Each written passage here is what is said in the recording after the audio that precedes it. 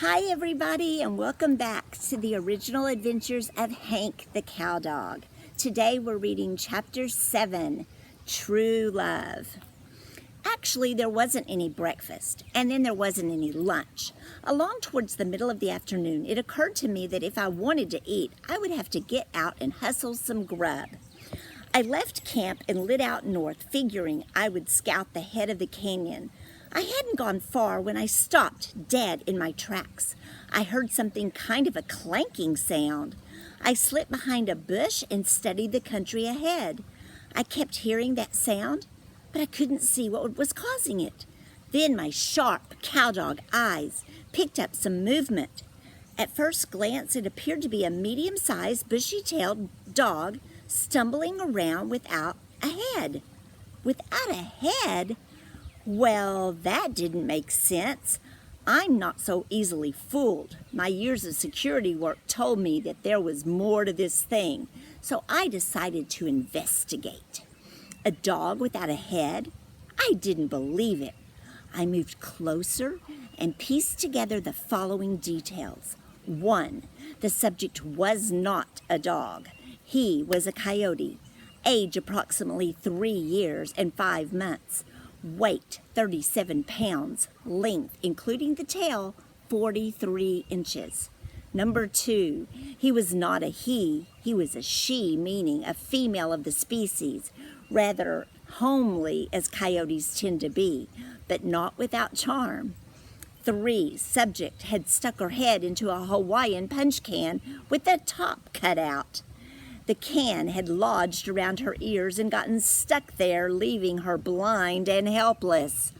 One of the first rules you learn as a cowdog is that cowdogs and coyotes do not mix.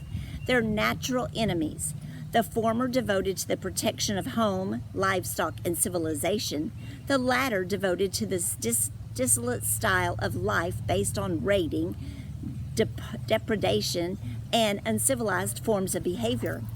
In other words, I had every reason to walk away and leave that coyote to her fate. A slow, lingering death. In this business, you can't be sentimental. Still, death inside of a Hawaiian punch can seemed a little too cruel even for a coyote. I just couldn't walk away and leave her to die, even though I had a feeling that if I helped her, I would regret it. Afternoon, ma'am. My name is Hank the Cowdog. It appears to me that you're in distress. When she heard my voice, she bristled up and tried to run away. She didn't go very far, ran into a rock. She stopped, lay flat on the ground, and didn't move. I recognize that this is a natural sneaky reaction of coyotes. When you catch them red-handed, if they can't run away, they'll lie flat on the ground. I suppose they think they're blending into the surroundings. It's hard to say what they think. Coyotes are very different. You don't need to be afraid, ma'am. I'm here to help you. She didn't say a word or move a muscle.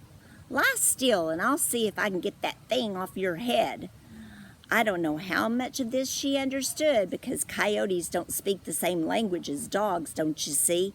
Some of the words are similar and some aren't. Modern Doglish and the Coyote dialect both come from the same linguistic root, which was a different language spoken by her common ancestors many years ago, before the species split into Dogus domesticus and Dogus coyoteus. This is a pretty technical, difficult thing, and I don't want to bore anybody, but it's important that the reader understand these things. Well, it just so happened that I was fluent in the coyote dialect, so I decided to address the lady in her language. Me not hurt Missy Coyote, me friend, me help Missy. Missy have trouble? You not hurt? Her voice echoed inside the can. Me not hurt, me help. Missy Coyote lie still, not move. Hank fixie real quick. For a long time she didn't speak. Then, Missy lie still? It was important that I got the point across to her that I was her friend, don't you see? Because it would have been a typical coyote behavior for her to jump up once again. I got the can off of her head and tear off one of her ears. They're just a little bit crazy, them coyotes, and you've got to be super careful. Anyway, she lay still while I hooked my front paws around the can and started pulling. I pulled and I tugged and I strained and I grunted, and finally, pop, the can popped free. That's when I got my first look at Missy Coyote's face. I'm not one of the to gush or be overwhelmed. Let's get that straight right here. My years in security business have trained me to look upon most things as mere facts. Facts to be gathered and studied and analyzed. I mean, I'd seen women before, lots of them, scads of them. I'd been through times in my life when women were hanging all over me, and I literally couldn't take a step without bumping into one of those adoring females. If you're a cowdog, you get used to this. It's common knowledge the cowdogs are just a little bit special. Read your dog books. Ask someone who knows about dogs.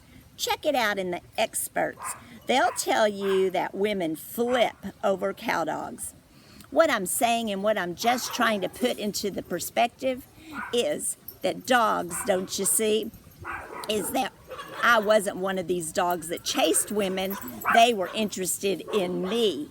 But you know what? When I see Missy Coyote's face with those big eyes and that fine tapered nose, I got weak in the legs and kind of swimmy in the head. She was, by George, the prettiest thing I ever laid eyes on. Missy Coyote pretty. She was blinking her eyes against the glare of the sun, and guess she had been in that can for a day or two.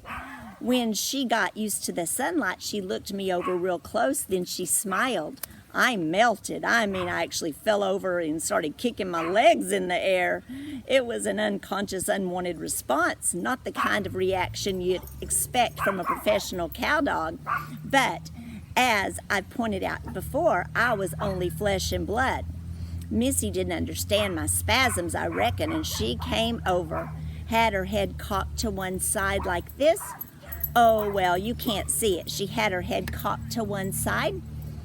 What's wrong? You sick? Yeah, I'm sick.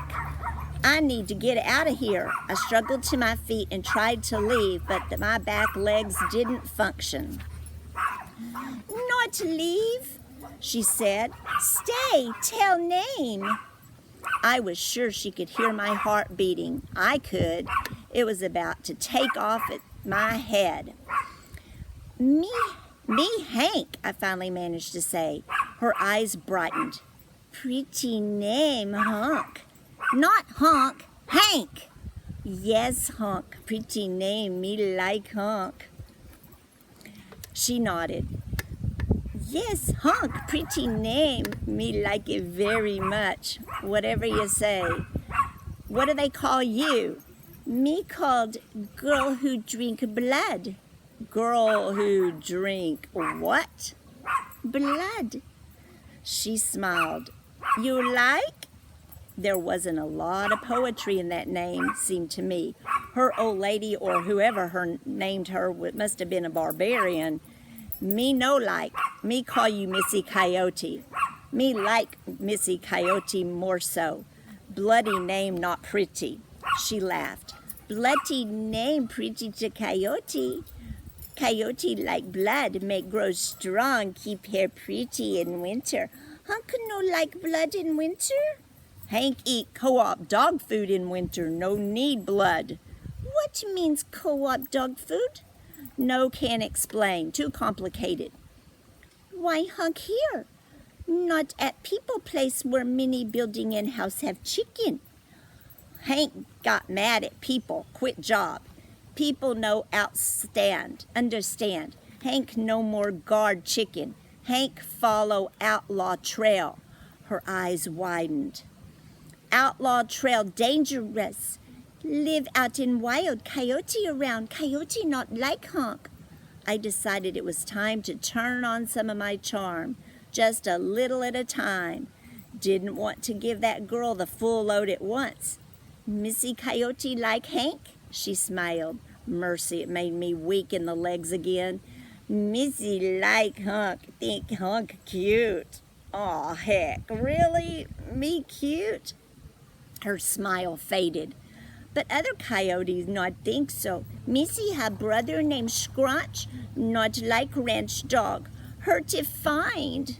Your Scrunch's sister? She nodded.